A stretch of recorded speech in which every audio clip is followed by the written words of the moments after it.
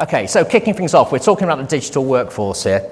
And Kreshnik, to begin, is an experienced leader of leaders with more than a decade of nurturing digital teams and a strong ability for adapting to change in business needs. He helps clients innovate in an ever-changing technology landscape. Susan is responsible for product tech and digital marketing organizations at StepStone. She joined StepStone Group from IKEA, where she held the position of CTO. And throughout her career, she's held various technology executive roles in companies including Disney Online, Travelocity, and Oracle. And Shubhi started working at the IT consulting and services industry straight out of university. She enrolled for an MBA and was then offered a management role within IT services at BP. And then eventually, she was invited to apply for the role as head of the executive office for the group CIO, where she primed the C-suite for strategy meetings. Too much alliteration in that sentence there for me to handle. Okay, so kicking things right off, with many workers being slow to adopt new technologies, is it better for companies to invest in upskilling or just employ people with the right skills? Slightly controversial, maybe. I think, Shubhi, let's take you first on that one. So upskilling people versus employing them or recruiting them. Yeah. It's an interesting question, and I think it is not just from a digital workforce perspective. What we are finding in organizations is it is quite difficult to recruit the right talent. So there is a balance to be made. What are the skills you need to upskill on? And I absolutely 100% believe that we need to invest in that for the employees in the organization. And then what are the skills which are not present in the organization, and how do we actually attract that talent into the organizations we have and do the cross-pollination required? So for me, it's a balanced answer. It depends on what the outcomes we are looking for in the organization. At BAT, we definitely look at upskilling people, but also attracting new talent in. And it was similar in BP. In my experience. And I suppose in a way, one of those is like a short-term solution maybe, and one of it is a more long-term solution in terms of making sure you're hiring people with the right skills in the first place, right? Yeah, and I think that one of the things which definitely helps in that is just not the workforce working for you, but also partners you're working with, because they have the talent and they help you cross-pollinate into the organization. So any IT industry partner you're working with, and that definitely helps upskill faster is what I would say. Susan, what's your take on that? I think the question's wrong. Yeah. How's that? I think workers aren't slow to adapt to new technologies. Everyone I know desperately wants to try new things. They want to upskill. They want to improve themselves. So I think you start from a premise that I don't think is quite right, although I will actually answer the question. I think you have to absolutely focus on creating an environment, the soup for great things to happen, and that means that part of that is employee development. So talent acquisition is only one part, but talent development is a massive piece of the equation. The world is only going to get harder and harder to hire people because the working population is declining. We know that in Europe, we know that in the US, we know that globally. And in order to do that, the adaptations that employers have to make is that they need to be both attractive and developing of the people that actually come and join their company. I mean, this is a challenge that companies across the board are facing, isn't it? It's not just tech companies in terms of talent shortages, skills shortages. So, Kreshnik, how is your organisation tackling this? What's your view? I agree with Susan so much, because there is not only are we creating an environment that we actually can upskill people, we also have an opportunity here to bring into the scene people that and talent that potentially wasn't available before. So we have the environment for remote work. We have a lot of people now looking at hybrid environments and hybrid working. So not only upskilling the current people that we have, bringing new people, and also we have shortages, like you mentioned.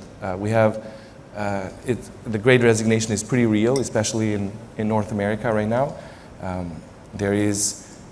Upskilling people is not even an option. You have to do it. You have to bring everybody to the table, and yeah, it's an opportunity.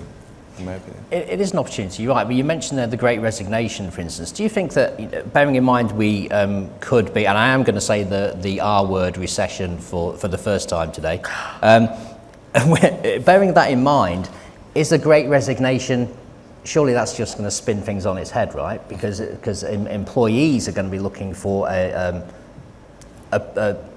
bit of stability and safety in their roles rather than going ahead with this Great Resignation, surely.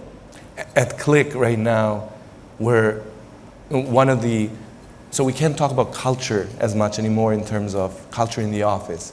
Culture becomes now a mixture of the things that make your employee happy, right? And making employees happy right now is, the most important thing for everyone involved. So, yeah, whoever can decode and whoever can actually crack how do you make employees happy by either what they want. There's a lot of discussion, especially in forums right now, about who wants to go back, who wants to work remote, what are the balances you want to make, what are the trade-offs you want to make. So just tackling all of those has become a job for quite a few people. Shubhi, how do you make employees happy? So I think I would say you start by, I don't like the term when people say somebody's a remote worker and somebody's an office worker. And I think that automatically creates silos in people's mind. Mm-hmm. To me, being able to work with people and working remotely is a skill, like any other skill, which you might pick up. So to me, it is about obviously respect and trust, which has always been there. It is not a new thing, but flexibility within some guide rails. So I think thinking about flexibility of how you provide that flexibility and how do you create that cohesion for the team is really important. So one of the things, for example, we've tried is saying, okay, you have the flexibility to work the hours you want to, but then there is a team cadence around it, which requires you to come together in cohesion, specifically if you have people who are new, etc. So, and every leader, every person should have the ability to work remotely and to also lead people who are working remotely, because to me that's a critical skill, and that definitely leads to that trust, respect, flexibility within a structure, definitely leads to much more cohesive workforce and happier employees. It's a really interesting point you say that remote working is a skill. So is this part of the upskilling that's required? I mean, Susan, do you agree with that? Is this something that learning how to make the most of remote working or to be productive is a skill that you think people need to learn? Is it something they need to learn, or is it something they've already learned? Honestly, I feel like the last 2.5 years of COVID have proven to all of us that almost every information job can be done remotely, can be done in a distributed environment, can be done in a hybrid environment. So I think that's not the big deal. I think there's this balance that needs to be learned.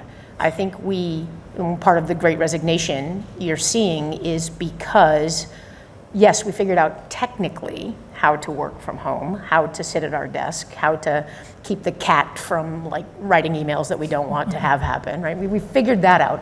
What we didn't figure out was mental health. And that's what we're seeing, right? That balance, the understanding of when to turn off, how to turn off. And then the other part of it is that we've deepened silos. Teams have gotten the teams that are remotely working together in a distributed way get stronger. But unfortunately, that also strengthens the walls between the organizations. So the thing that I think we need to skill up and actually enable as employers, as people who are creating things, is the opportunities to break down those walls. So we need to find ways to get workers, employees, team members to think outside of the world that they're in, because one, I think it's healthier, getting outside of the blinders that you've put on. And then I also think it inspires innovation when you can break down those walls, right? You optimize within your team if you stay within your team. So I do think that, I don't know if it's a skill, but I think we need to find the elements, the ceremonies, the opportunities to cross those borders, and then also to make sure that it's safe and healthy for people to find the mental health balance that they need. That's a really good point. I mean, Kreshnik, can you give any examples of maybe how within your organization you're helping to maybe break down those walls or tackling these silos that might exist? There's a few things. One is one thing that actually remote work has shown to all of us right now has been brainstorming, workshops. The energy that you get from creating things and brainstorming, bringing new ideas to life. So we've tried quite a few things actually, especially on the remote work, virtual whiteboarding, virtual sessions, etc. What we're doing now is we're finding a balance of, how do you make these in person? How do you get people together?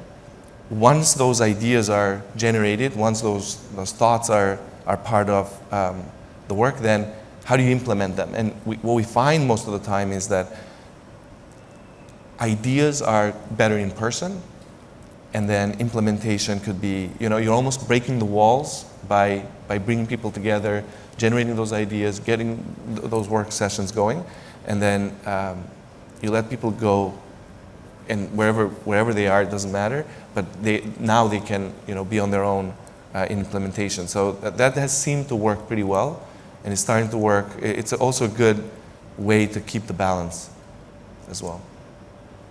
Shubhi, same question to you really. How are you helping to break down these barriers and bring the whole organisation together rather than people operating in silos? Because it doesn't matter how successful those silos are when they're operating, if they don't fit within the whole organisation, then it all falls down, surely. I mean, I think someone touched on it. It's the ceremonies you actually put in place in the organization and setups which you have. Leading global teams, I will say one thing, there's always somebody remote, right?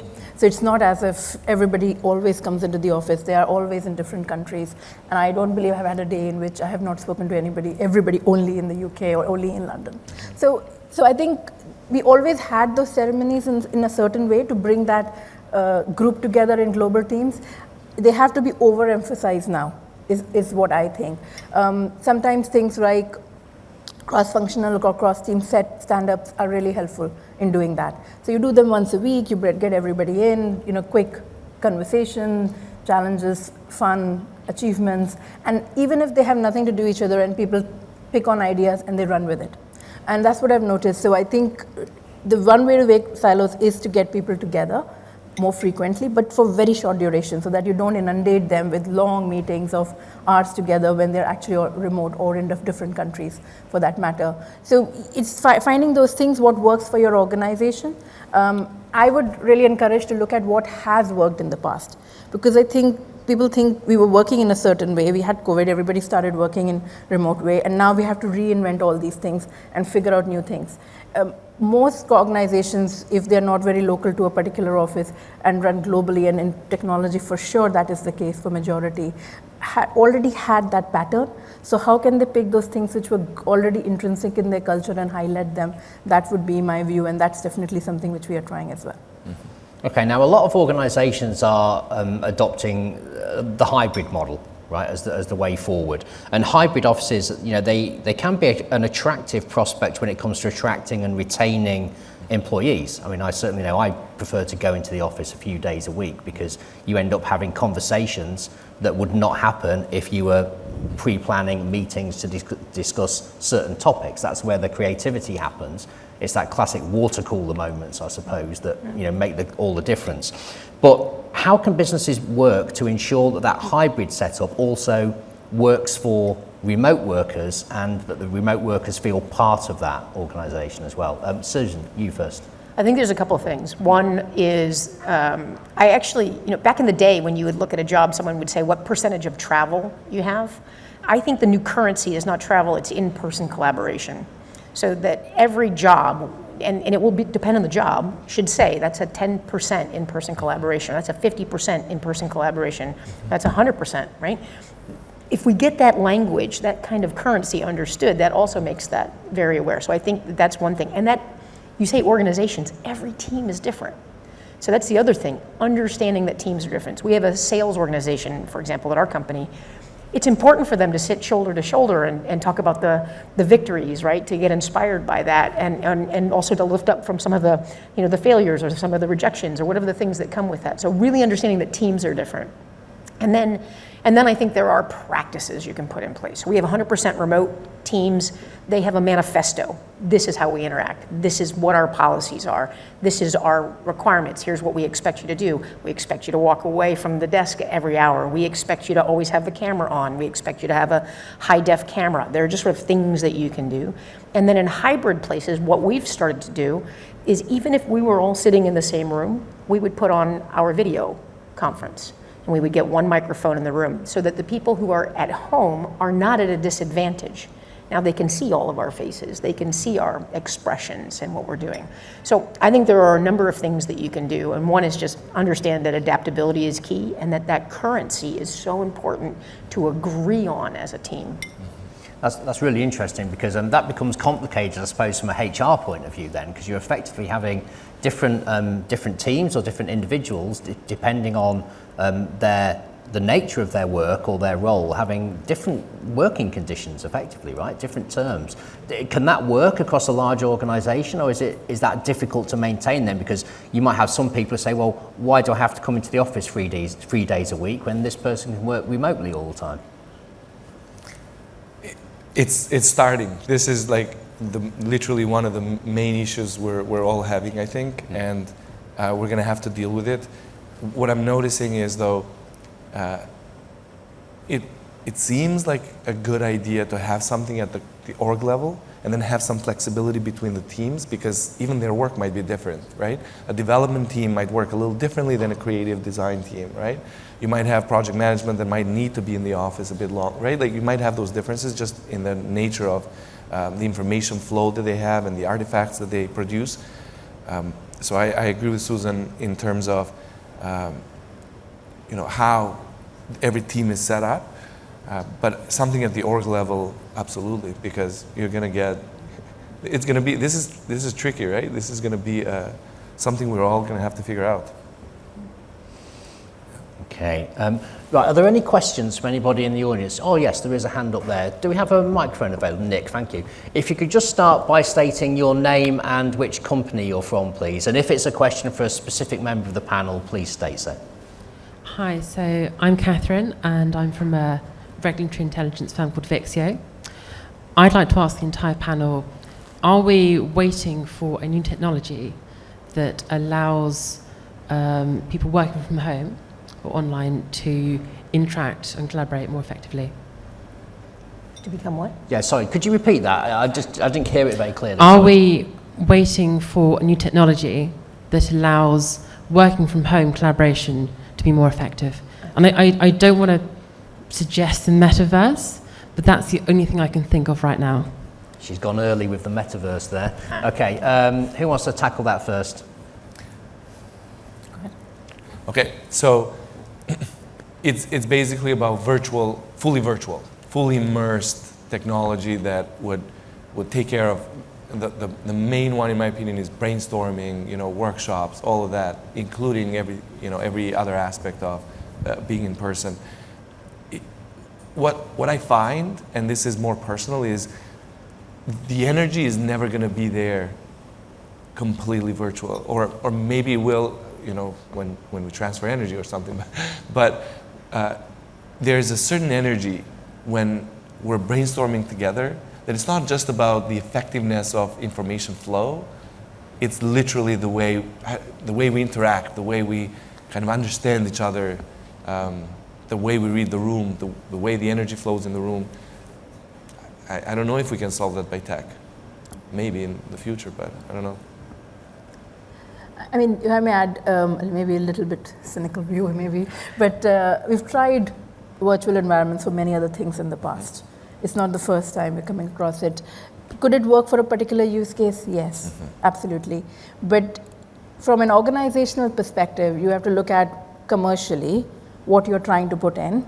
Is that going to get you better benefits than what you already have, which may not be perfect to that level, or may not give you all of the experience you want? So what's the balance of experience versus the commercial commitment to bring things in, and the upskilling commitment and change in behavior, which has to happen if you want to go there. You have to put all of them together and not just the technology piece to actually make a decision on whether that works for your organization or whether it works in specific use cases which might really be appropriate for it versus everything in general. That's at least how I would view it, but when they're never say never, and we'll see how the technology progresses. Susan? I'll be the contrarian because I'm good at that. Oh, good. Yeah, wonderful. No, I actually think that there are so many great tools already for us to do our jobs, right? So again, if you think about the team that you're working on, the Miro boards, the virtual whiteboards, the chatting tools, there's a number of things that help that happen. So within the ecosystem in which you live, I think that's great. But I do think that the in-person collaboration, maybe we can shift that currency to a technology for a virtual, for the metaverse. There are, I think, some really interesting metaphors here that we can actually look to. Gaming. There is a whole world of wildly distributed gamers who are Leroy Jenkinsing the entire tasks and goals and things that they're trying to do. They're working collaboratively, they have quests, they're taking mountains, they're winning wars. There's a whole bunch of things that in that world we see happening, and those are, you know, people that are growing up with that technology. So I do think that there is some possibility there. I don't think that it's quite 100% there yet. It's a bit of a solution in search of a problem, but I do think that you can see wildly diverse people that don't even speak the same language who are actually working towards complicated quests in a virtual world, and it's very engaging for them. So I do think there's something there. We haven't quite figured out the exact use cases in every situation, but go Leroy Jenkins. Does that answer your question? Actually, just wait for the microphone a second. I'd be interested to hear your take on it as well. What's your view on it? I think that mostly answers it. I was thinking more long term. So if you imagine you're all around the world, you're in Tokyo, you're in Hong Kong, whatever, but you're in hologram form. Would that kind of trick the brain into the sort of, beyond the uncanny valley stage where we get the same effect as in-person collaboration? Did you just go to the ABBA concert? No, but yeah, that's an example.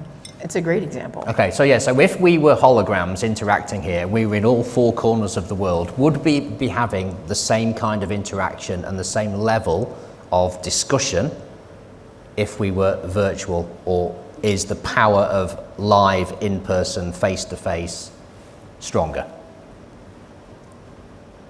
I'm going to be honest and say we'll have to experience it to know the answer of that. Because there are a lot of things which we have tried in the past, on paper they look like, how would that ever work? But it has worked brilliantly, and sometimes on paper they have looked, this is brilliant and this is going to work, and they have never worked. So I think this is something which is experiential. So once you actually start experiencing it, it'll be good at that point to decide how to take that forward and be evangelist of that, but without really actually experiencing it, I think it's a tough one. I think this particular setting could easily be replaced by that, and this very specific use case, right? But then when we break for coffee, That's who are you going to chat with? What are you going to talk about? How's it going to work? What are those interactions that are less prescribed, where magic happens, right? Where the spark flies. And I think, and it's not to say that a virtual environment couldn't be that, and maybe it will be. Maybe that's something that would happen. But in hologram form, we're sitting here talking about specific things, giving answers. We could easily have that be a microphone passed by like that. But I think, the human element of that, the interaction piece, the spark that comes from that, you couldn't get that right now today. That's why I keep saying about the energy, because everything else, the visuals, the sound, everything else can be replicated. I think there's some sort of energy between people that I don't know, maybe we can. That's going to be harder. Okay, that brings me on to a question that we've had. I will come to the floor as well. I just want to go back to a virtual question first, though, and it sort of chimes with what we just talked about. It says, can technology ever become a substitute for human interaction? I think we've pretty much covered that, but we were talking specifically there about virtual and holograms. But is there technology either existing or in the near future that could become a substitute for this human interaction? Going first for you. Potentially, but again, I don't think it exists right now. The metaverse is an example. I don't think it's prime time yet. Can it be done? Absolutely. But it's not necessarily the best solution. but not necessarily the best.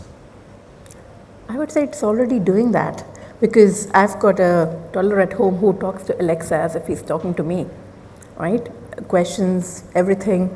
Yeah, it is a little bit rudimentary, and how would you put it into work? But you're putting a lot of virtual agents into work as well, AI agents into work. I mean, I think it's already happening. It's subtly happening, and it is replacing some of the more transactional part of the interaction right now. But at what point would it really tip over and start replacing some of the more nuanced part of the interaction? Yeah. I think that is yet to be seen, but all over the place. I mean, everybody talks to devices all the time, and interacts and finds out things which you would have probably asked people in the past. Okay, Susan. I just jump in. I think conversational AI, and so to expand it just beyond Alexa into conversational AI, is absolutely barreling towards a much more human interaction. And I think we saw that for those of you that were, I'm sure all of us read the Google sentient discussion. But the reality is as AI gets better and better at next best actions, it becomes a much more human, empathetic conversation. That conversation is one that actually generates more than just the transaction. Yeah. And I think that you're going to see that adopted all over the place, not just to automate mundane tasks or transactional tasks that we have, but to actually get more to the human element of what we're trying to get at, right? That calibration of a request, that discussion around something that's more human. AI at its best, its brightest and its shiniest will do that for us. Okay, great. Let's take the questions from the floor again. If you just raise your hand, please. Thank you. We'll just come to you. Just wait for the microphone, please. And again, if you could just state your name and what organisation you're from, please. Hi, my name is Badrul Hussain. I'm from Infolytics Inc. We're an AI and ML shop. One of the areas that we find that this remote and hybrid situation is difficult is for our younger employees who are coming right out of college. I agree with the speaker about, collaboration is much better, or the brainstorming sessions are better in person. What have you guys seen when you're, working with people just out of college and they haven't gotten all the skills yet, and they're having to just sit at a computer doing things remote? The loyalty doesn't build, the skills don't build, and it's just easy to do part of that great resignation you're talking about and click on another URL and be part of another company. That's the one group I think that it's really challenging. So I'd appreciate your thoughts on that. Okay, yes, that's a good point, because obviously there's a lot of people coming into the workforce right now who've never worked in an office before, right? That's the point you're making as well. So how do we embrace those people, or what does is the office obviously it's an alien concept to them in many ways, and they don't have experience of that. So how do we make it an attractive proposition? Is that essentially the question? How do we make coming to the office? How do we sell that to people? When you're having to say, yeah, the idea is you have to get up early, you have to travel, that costs you money obviously, and then you go and sit in an office doing the job that you could easily do at home. That wasn't the question I heard. But we can answer that. Go ahead. No, the question I heard was, you have people that actually want to have an in-person experience because they're new to a job and they want to figure out how that's going to happen. And I actually see that. I see that we have a lot of folks coming in for student workers, new grads, and people that are just looking for work experience. So I'll answer that question first, because I think that is better in person. And what we're finding is that we put people through boot camps now. So they do more in person, they start to establish those things. We also open our offices for anybody that wants to be there. Mm-hmm. And we have an expectation, usually if you're on probation or you're early in the job, that you're actually there more, and that as you get the hang of what you're trying to do, and we're very outcome focused, then you are allowed to work from home if you can. Right, so I think that we even hybridize the onboarding experience in that particular scenario. So, sorry, that was the question I had. I agree. I thought the question was similar as well. Yeah. But we can answer the other one too. No, I don't know. No, please answer their questions, not mine. Yeah, it's a really good question, because it's a question about culture, right? They've never seen the culture of your company. How do you expect them to be part of that culture, right? They've never seen it.